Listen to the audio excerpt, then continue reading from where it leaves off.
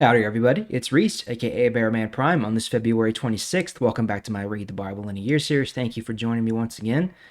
Card in the top right hand corner for the rest of the playlist, and please hit that like button if you're enjoying the series. Hit the subscribe button and the notification bell so you stay caught up. So, yesterday we saw the torch of leadership being passed from Moses, the servant of God, to the next servant, Joshua. Joshua, you can kind of consider to be Moses' apprentice, his understudy, and now Moses is nearing the end of his life, which we're actually going to talk about today. And Joshua is going to be the one who leads the nation of Israel into the promised land. So now we're going to pick it up in Deuteronomy chapter 34, starting in verse 1. Moses climbed Mount Nebo. Moses went from the Jordan Valley in Moab to the top of Mount Pisgah. This was across the Jordan River from Jericho. The Lord showed Moses all the land from Gilead to Dan. He showed him all the land of Naphtali, Ephraim, and Manasseh. He showed him all the land of Judah as far as the Mediterranean Sea. He showed Moses the Negev and the valley that goes from Zor to Jericho, the city of palm trees. The Lord said to Moses, "This is the land I promised to Abraham, Isaac, and Jacob. I said to them, I will give this land to your descendants.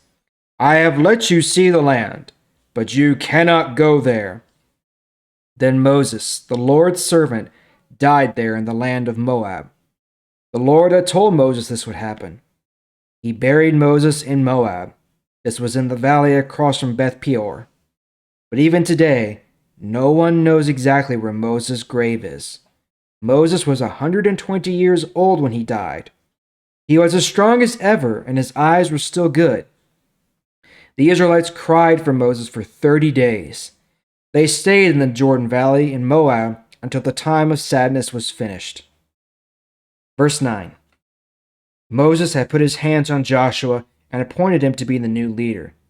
Then Joshua, son of Nun, was filled with the spirit of wisdom. So the Israelites began to obey Joshua. They did what the Lord had commanded Moses. Israel never had another prophet like Moses. The Lord knew Moses face to face. The Lord sent Moses to do powerful miracles in the land of Egypt. Pharaoh, all his officers, and all the people in Egypt saw those miracles. No other prophet ever did as many powerful and amazing things as Moses did for the Israelites to see. Well, there you have it. Moses has finally passed on. He is with the Lord now, awaiting the day of his return.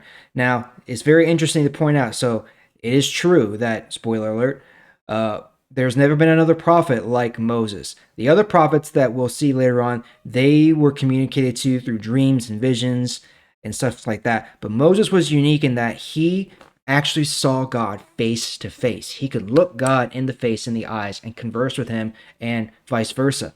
So nobody else can claim that except for Jesus, really. That's it. So Moses is very special and very unique in that way.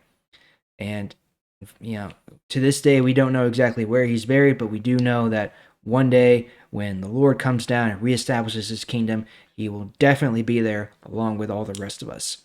So anyway, that's going to wrap up our coverage of Deuteronomy. So tomorrow we will begin with the book of Joshua. Joshua's book, his story as he leads Israel into the promised land. So we'll pick it up there tomorrow. Thank you again for joining me. I sure do appreciate it. See y'all tomorrow.